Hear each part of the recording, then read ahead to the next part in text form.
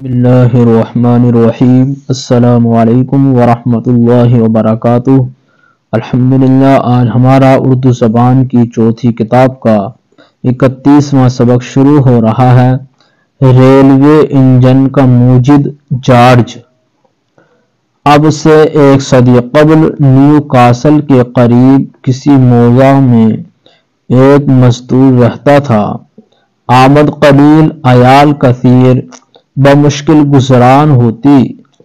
سن 1781 عیسوی میں اس کے ایک اور بچہ پیدا ہوا۔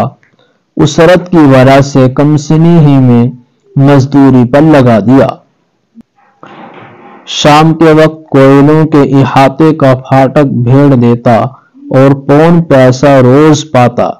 پھر شلجم کھودنے لگا جس کی اجرت 1.5 پیسہ یومیہ تھی۔ ایک دن اس لڑکے کی بڑی بہن ٹوپی خریدنے کے لیے نیو کاسل کو چلی۔ لڑکا تھا ان دنوں ٹھالی، بہن کے ساتھ ہو لیا۔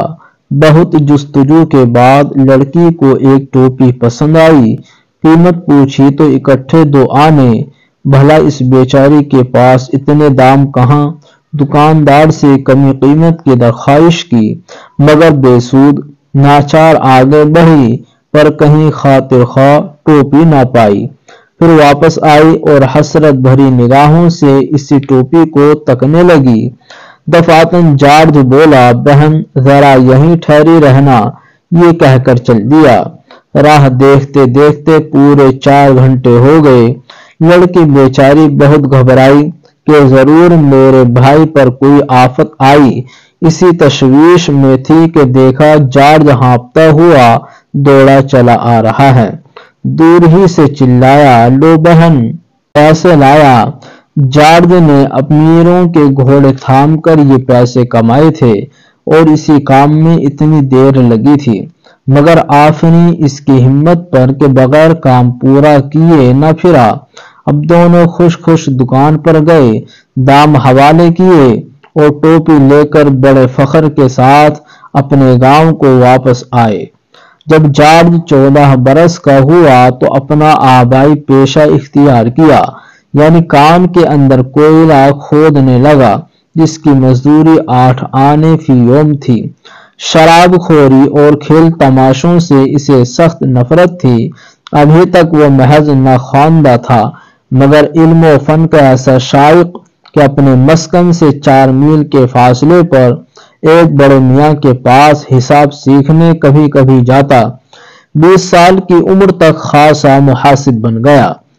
اس اثنا میں وہ اپنے کام میں بھی ترقی کرتا رہا اور زیادہ مزدوری پانے لگا۔ اپنی شادی بھی کر لی۔ اس زمانے میں کتابوں کی قیمت گراں تھی، اتنا پس انداز نہ ہوتا کہ پڑھنے کے لیے کتابیں خرید سکے، اس لیے موچی اور درزی کا پیشہ کرنے لگا۔ جوتیاں بھی بناتا اور کوٹ بھی سیتا۔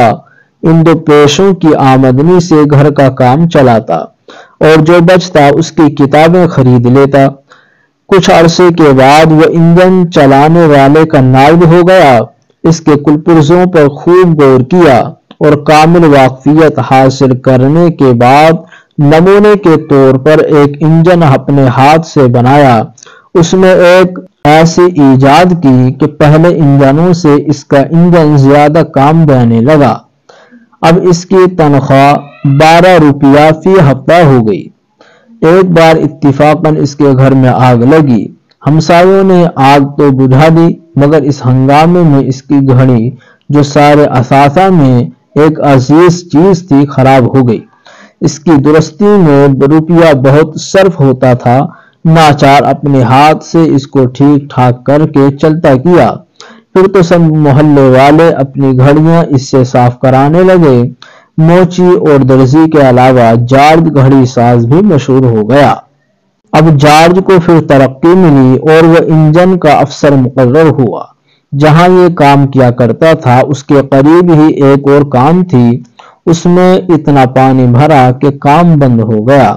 محتمم کارخانہ سخت مایوسی کی حالت میں تھا۔ جارج بھی دیکھنے کو گیا اور بہت ہی غور و خوض کر کے بولا، 1 ہفتے میں اس کو خشک کر سکتا ہوں۔ غرض وہ کام جارج کو سپرد ہوا تو 2 ہی دن میں کل کے ذریعے سے سارا پانی کھینچ ڈالا۔ اس خدمت کے صلے میں اس کو 1000 روپے کا انعام اور چیف انجینئرنگ کا عہدہ مل گیا۔